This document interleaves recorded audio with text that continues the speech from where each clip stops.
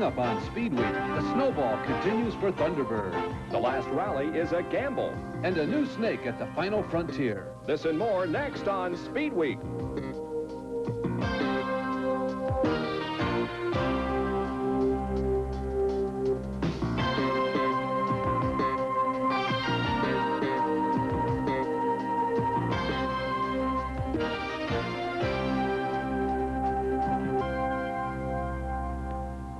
Hi, everyone. Welcome to SpeedWeek. I'm Bob Jenkins. And I'm Larry Newber. Awards and lots of money were handed out last week at the annual NASCAR banquet. That story a little later. But we begin this week with one of the premier short track races of the year. Well, Larry, that race is the Snowball Derby in Pensacola, Florida, the season wrap-up for all-pro racing. A stroll through the drivers' meeting will give you some idea of the level of competition.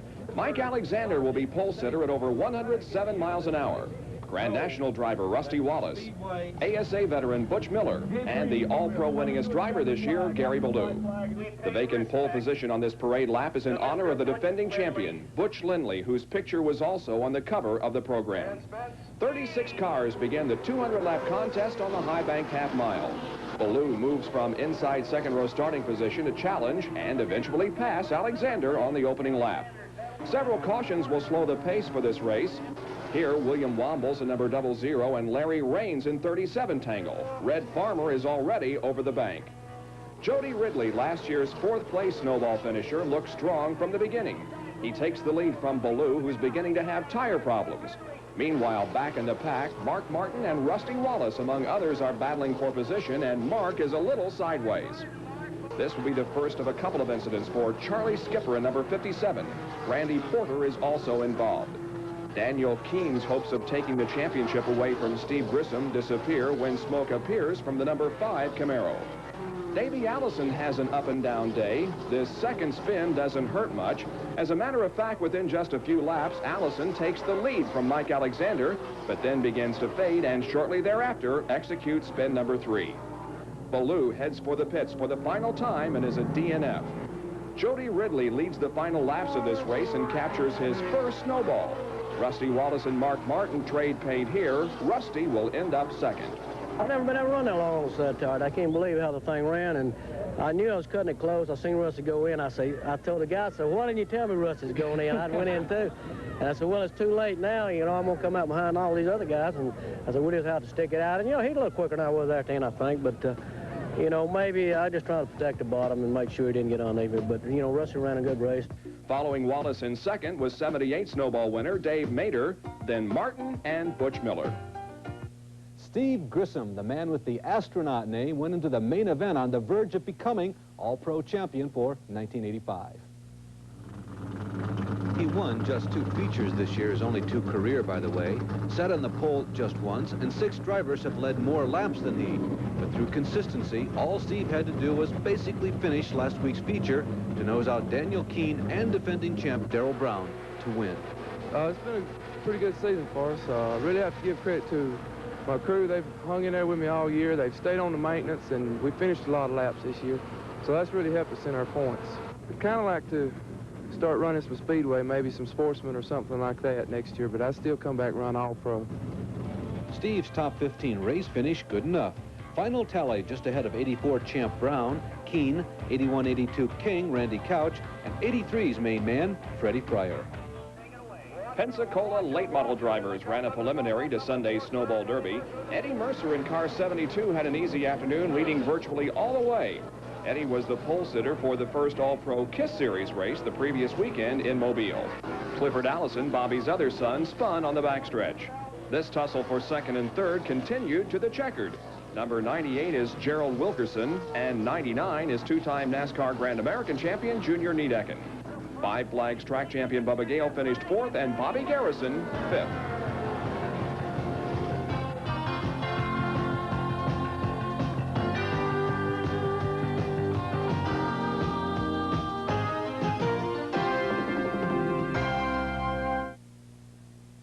Morning, Greeley. Morning, sir. Morning, Brett Greeley. Both washed? Yes, sir. Really, Greeley? Yes, sir. A little tip, Greeley. This works, but the taste. Yes, sir. Now, Scope does the job on morning breath with great taste. Not an ordeal. We've got enough to cope with out there. Yes, sir. Scope's great taste turns morning breath into good morning breath. That's it, Greeley. Now have yourself a good morning. Yes, sir. And that's an order. Yes, sir. From the Stampede Corral in Calgary, TSN presents Willie DeWitt's first 10-round heavyweight fight live Friday, December 13th, starting at 10 p.m. Eastern. His opponent will be Scott Wheaton with a record of 12-0-1, all 12 wins by knockout. It's going to be a great fight night, Friday, December 13th, live, starting at 10 p.m. Eastern here on TSN. It's great to be back home. Hope everyone watches my fight live in Calgary, live on TSN Friday night. Quick now, what's the capital of Nevada? Hint, that's where they held the final SCCA Pro Rally of the year. The state of Nevada and its liberal laws provide an atmosphere like nowhere else in the country and a light bill like nowhere else in the U.S. Last weekend, they rallied there like nowhere else in the world. From the steps of the governor's mansion in Carson City did they grid. Basically, John Buffin against Rod Millen, no surprise, but the New Zealander also had a shot at the Manufacturers' Championship. John Woodner and Tony Circum didn't have what you'd call a Kenny Bernstein start, but were good enough for third overall. This is a desert, but also mountainous, and it rained and snowed at times, a demanding rally. Natural hazards included one stage closed by rising water, and speed reduced on yet another because a local landowner feared damage to his property. And you thought sprint car racing was tough. The normal challenges, sometimes almost rebuilding cars at checkpoints, Millen had to change his own flat once. The higher-ranked teams started this stage in light, but for the higher numbers, headlamps a necessity. Sixth overall, first in production class, Dodge's Doug Shepard and Linda Wilcox. Fifth overall, first in GT, Steve Nowicki and David Stone's Nissan. And winner of A-class, number 9, was fourth overall, Clive Smith and Harry Ward. Millen did what he had to, resisted a confrontation with Buffin, nailed down second with his co-driver John Billafleur, and captured the manufacturer's title. Buffin and seatmate Tom Grinshaw ran away with this one, and yet another driver's crown. Although Wally Dallenbach Jr. was the Trans Am champion this year, Willie T. Ribbs won the most money. Ribbs earned almost $10,000 more than Wally, mainly because of Ribbs' victory in the Fast 5 shootout at Sears Point. Speaking of Ribbs, he tested the Brabham Formula One car in Portugal last week. Valvoline will be the main sponsor on Jeff Brabham's IndyCar next season. Coors will be an associate sponsor for Brabham and the primary sponsor for Pancho Carter's IndyCar. The 1986 IROC schedule has been announced. The 4 sites will be Daytona, Mid-Ohio, Talladega, and Watkins Glen. 12 drivers will be selected, and Harry Gant is the only one confirmed at this time. Trying to make a mark in the sport that your father and grandfather excelled in can be difficult, but a third-generation West Coast driver is beginning to build a reputation. Mike Gleason reports. In 1955, Billy Vukovich was on his way to becoming the first man ever to win 3 consecutive Indy 500 championships when suddenly he lost his life in this tragic yet well-known accident. But in 1968, his son Billy II carried on the tradition when he was named the Indy 500 Rookie of the Year. And now, nearly 2 decades later, there's yet another Vukovich on the Indy horizon. It's time for Billy Vukovich III to make his mark in the racing world. More people watch you than say if I had a different name, my name was Joe Smith, I wouldn't have as many people watching me. But at the age of 22 and only 4 years of racing under his belt, carrying on the reputation of the Vukovich name may have caused him to press too hard for success. Probably did when I was first starting out because everybody said, well, you know, your grandfather won, your dad was good, so, you know, you should be good. And it kind of bothers you at first, but, you know, the more I went on, the more I thought, well, I'm my own, you know, I'm my own person. There was 3 different eras, 3 different drivers. It wasn't until October of this year that the scenario finally changed. Vukovich switched cars, joining up with Vern Reitz to drive the Spirit of Madeira. He said moving from a $5,000 to a $17,000 motor and a better crew made all the difference in the world. In only his 3rd race with his new team, Vukovich finally got that first win. On November 24th, he led from flag to flag in the Skoal Long Cut Upper Classic, run at the Phoenix International Raceway. I was wondering, God, you know, am I ever going to win my first race? I was starting to wonder, is it me, or, is it the car, or, what is it? But in the back of my mind, I thought that I could still, if I had a good car, I could still do it. For ESPN SpeedWeek, this is Mike Gleason reporting. When we return, 250 miles in just 4 laps. And the personality of IMSA racing. Stay with us.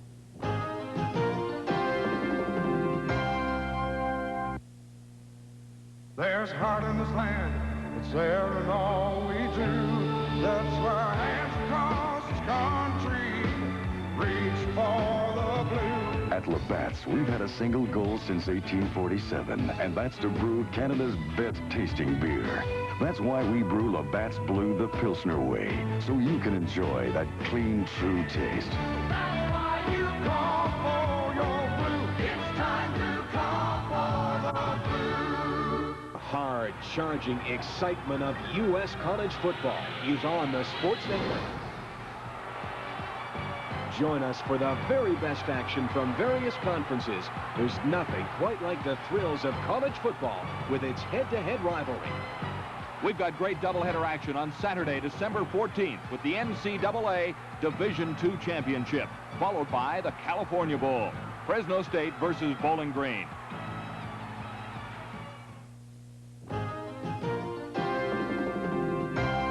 The final off-road race of the year was held last Sunday in the same state as the previously talked about Pro Rally. Beneath the lights and glitter of Vegas, 287 teams from all over the U.S. and Mexico began the Frontier 250. The combined score high desert off-road series began early last spring in Southern California on a snowy day and ended here last Sunday. The race is only 4 laps, but the course is over 60 miles in length. You know, former football quarterback Dan Pastorini is into drag racing these days. Well, not to be outdone, former Raiders quarterback Kenny Stabler competed in his first off-road event and kind of liked it. Oh, as a kick, you know, I've been into some boat racing and car racing before and like to go fast. And then when I ran into KJ on another project that we were doing, he invited me to come down and ride with him and get my feet wet in off-road racing, and it was just a kick. I want to get a little deeper into it and stay with it a little bit. This was the final 1985 SCORE High Desert event of the year in the new Combined International Championship Series.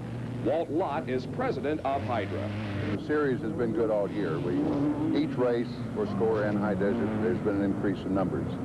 And we're particularly happy with closing out the 85 season like this. So looks like going into 86, we're going to have one heck of a year. 17 classes competed in the Frontier 250. The overall winner was Ron Brandt, completing the 4 laps in a little over 4.5 hours. Here are the 1985 series champions. Non-production, Rob Tollison. Heavy metal, Steve Kelly, who edged Rod Hall by 1 point. And in mini metal, the champion was Spencer Lowe. The Frontier 250 was marred by the death of Vic Vanella, who apparently suffered a heart attack on the first lap. There is some car hopping going on in the world of outlaws. Bobby Davis Jr., second in outlaw points this year, is leaving the Gambler House car to drive for Rick Ferkel's former car owner, Paul Morgan. And Jack Haudenschild takes over the Socia ride from Jeff Swindell. There were rumors that Carl and Steve Kinzer would part company, but apparently not so. They're currently racing in Australia. Sammy Swindell attended the NASCAR banquet last weekend. He plans an abbreviated World of Outlaws schedule next year. IMSA, one of America's major leagues, and here's a closer look at the personalities of GTP. When you're getting up to 210 or 15 miles an hour, it takes a little courage, perhaps, but a good setup and a good car, most anybody could do it. Well, there's really no comparison. The Mazda Lola was a very quick, nimble little car, but it sort of topped out at 160 miles an hour. This one's fairly quick and nimble in the infield, but it starts running at 160 miles an hour. Well, I don't think it's quite that risky. Obviously, the biggest risk for me is using up my time driving a race car rather than working on paying the bills. Problem for everybody. You got the GTU car that's doing 140, being passed by a GTO car that's doing 175, and we're doing about 205. And you all arrive, miraculously, as always, you all arrive at the same place at the same time. I will also add that if you're into technology or exoticism, you would enjoy IMSA. Coming up, NASCAR dresses up its act even more. And an ASAer conducts a dress rehearsal.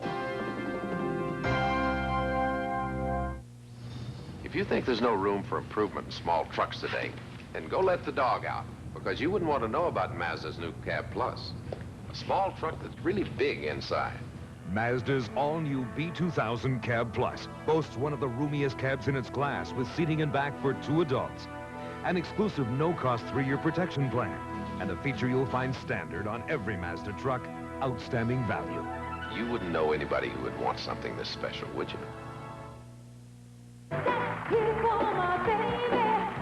From Brantford, Ontario, TSN presents the 1985 Wayne Gretzky Celebrity Tennis Tournament. It's a weekend of fun featuring stars from television, sports, and music, with all the proceeds going to the CNIB.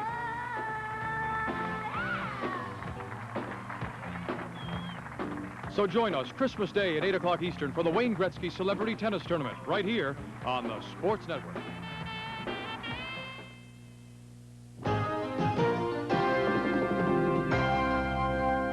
There is evidence that NASCAR Grand National Stock Car Racing, cars to be called Winston Cup cars next year, is the most stable in the world.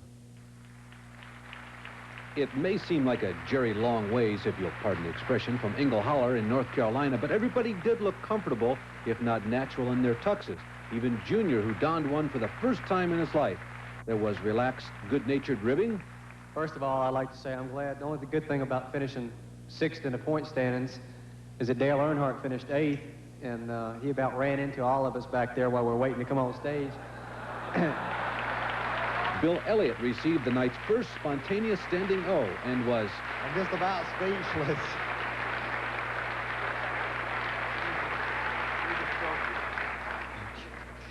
You know, the thing about it is I came up here 3 years ago and I didn't know what to say, and here it is 3 years later, and I still don't know what to say. Numerous special awards to Kyle Petty, Comeback of the Year Award, NASCAR Award of Excellence, Richard Childress, Most Popular Driver, Elliott, and the Rookie of the Year, Kenny Schrader. Darrell's wife, Stevie, set the tone for the mutual respect between the Waltrip and Elliott camps. In the midst of the heat of the battle, respect and friendships remained intact, and we're very appreciative for that. Then the climax. Ed Horgan of the R.J. Reynolds Tobacco Company and the declaration that next year's point fund will increase by over $1 million to a grand total of $2 million. That banquet officially ended the '85 NASCAR season, and the Daytona 500 is 2 months away. Between now and then, a lot of testing will take place. Here's a report on the latest testing from Ron Kendrick. Mark Martin's been at the Daytona International Speedway breaking in a Ford Thunderbird. He plans to campaign on a limited schedule on the 1986 NASCAR Winston Cup circuit. Martin's not new to that prestigious series, but it has been a while since he's run a Winston Cup event. In fact, it was in 1983 that Martin decided that things weren't going as well as he wanted, and he left the circuit. I wasn't able to put together the sponsors to put together a team that would be really competitive, and I just couldn't stand racing for 15th or 20th place. So, you know, I stepped out of it, went back ASA racing, got hooked up with Jerry Gunnerman, my car owner, and Jimmy Finnings, the crew chief, and it's a fantastic race team. Martin's been consistent on the ASA circuit, and in '86, with full sponsorship, he'll run for the championship. But for Martin, as with most drivers, the dream is to be successful on the Winston Cup Tour. Next year, he'll run a few races, and for the moment, he'll do that without a sponsor. We're not going to race if we can't afford it. You know, we're either going to come with an all-out effort or we're going to stay at home. And we think we can do, you know, about 6 of them, work them around our ASA circuit. So. Martin says this trip was really just a shakedown. The team will be back again in early January for a full-blown test session. For ESPN SpeedWeek, I'm Ron Kendrick at the Daytona International Speedway. Morgan Shepherd will drive for Jack Beebe on NASCAR Super Speedways next year. Shepherd replaces Ron Bouchard, who has joined the Mike Curb congregation. For the 2nd consecutive year, Bill Elliott has been selected by the fans as NASCAR's most popular Winston Cup driver. And the Winston Cup schedule has 29 races next year, the only new addition, Watkins Glen, on August 10th. Kodak will not only sponsor Eddie Burchwell's car in 1986, but will become an official product of NASCAR. Kodak will post prize money at 25 special events at selected tracks throughout the year. A 12-story corporate office complex is part of a new $20 million expansion project at Charlotte Motor Speedway. The 2nd phase of construction expected to be completed by October of 1989. Dick Trickle was honored as champion at the ASA banquet last weekend in Indianapolis. Russ Erlin was named Rookie of the Year. ASA cars will reportedly have a new look next year, all new body design requiring more stock-appearing hoods and noses. The new Grand Mark series, which was new in 1985, will run mostly in conjunction with regular ASA shows next year, the first the weekend of April 12th and 13th in Cincinnati. And the IHRA honored its champions last weekend, Dale Puldey in funny cars and Bruce Allen in pro stock. Here's this week's trivia question. Between 1974 and 79, this driver was NASCAR late model sportsman champion twice and was never lower than third in points. Was it A, Morgan Shepherd, B, Jack Ingram, C, Gene Glover, D, Butch Lindley, or E, L.D. Ottinger? We'll have the answer in a moment.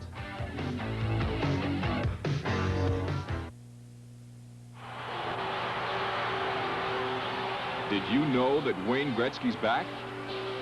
That's right, Wayne Gretzky's back on the front cover of the #1 book about hockey, the NHL's official guide and record book. It's the book that everyone in hockey is talking about. It has the quiz questions, statistics, the photos, the draft choices, and the player information about every NHLer from 1900 to 1986. If you or someone on your gift list enjoys hockey, then the NHL's own official guide and record book is for you. You can get your copy of the NHL guide at any NHL game, wherever books are sold, or by phoning this toll-free number, 1-800-268-1121. That's 1-800-268-1121 to order your NHL guide today.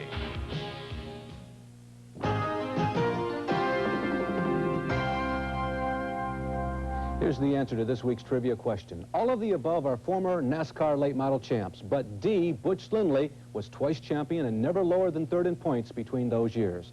Butch, unfortunately, has been in a coma since his accident earlier this year at DeSoto Speedway in Bradenton, Florida. Sponsors are so important to racing because of the cost involved in putting a car on the racetrack. One cost factor now reported on by Rick DeBrule. It's a logistical nightmare. Just think about 25 or 30 IndyCar teams. Now think about all the tires they'll go through on a race weekend. At the race at Phoenix, for example, Goodyear brought 900 tires. Not a cheap proposition. The cost is about $650 to $700 for a set of tires. Just 4 tires? 4 tires, right. 2 fronts, 2 rears. It's a cost that adds up quickly. Our tire bill probably any one weekend could be $10,000.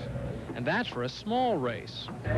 We have probably up to 20 people at Indianapolis, including engineers and sometimes more support from Bear, who balance our tires for us at Indianapolis. They provide the service. And how many tires? We have probably go through 2,300 tires. For what it's worth, IndyCar racing is a little simpler than Formula One.